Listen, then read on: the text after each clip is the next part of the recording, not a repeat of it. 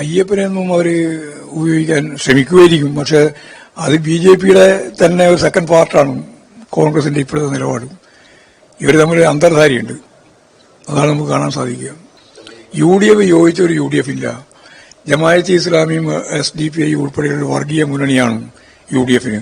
മറുഭാഗത്ത് RSSും BJP ഉൾക്കൊള്ളുന്ന മറ്റൊരു ഭൂരിപക്ഷ വർഗീയതയുടെ ഒരു കേന്ദ്രം, അതാണ് BJP.